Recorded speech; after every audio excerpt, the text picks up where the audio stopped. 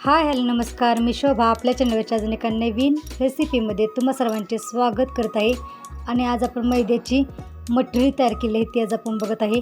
तर अतिशय साध्या आणि सोप्या पद्धतीने आपण टेस्टी अशी खुसखुशीत मठरी तयार केली आहे ती आज आपण बघत आहे. त्यासाठी मठरी तयार करण्यासाठी आपण 2 वाटी मैदा घेतलेला आहे. त्यामध्ये आपण चवीनुसार मीठ टाकत आहे.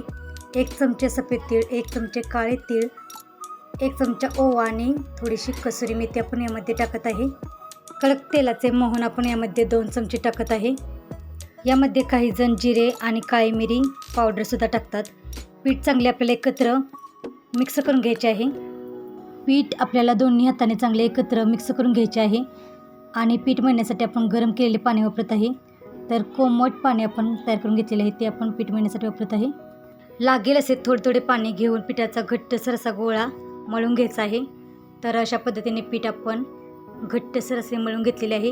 मळून घेतलेले पीठ आपल्याला अर्धा तास भिजत ठेवायचे आहे. 2 चमचे साजूक तूप आणि 2 चमचे कॉर्नफ्लोअर टाकून आपण तयार करून घेतलेले आहे. मळून घेतलेले पीठ आपण परत एकदा चांगले 4-5 मिनिटे परत एकदा मळून घेत आहे आणि त्या पिठाचे गोळे तयार करून घेत आहे.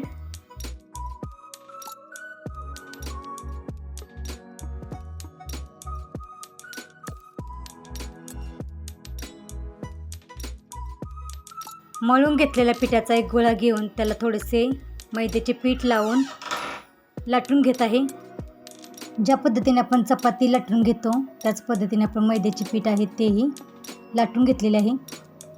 लाटून घेतलेल्या चपातीवरती आपण 2 चमचे तूप आणि 2 चमचे कॉर्नफ्लोअर दोन्ही एकत्र मिक्स करून घेतलेले आहे. ते आपण लाटून घेतलेल्या चपातीवरती अशा पद्धतीने पसरवून सगळे लावून घेत आहे.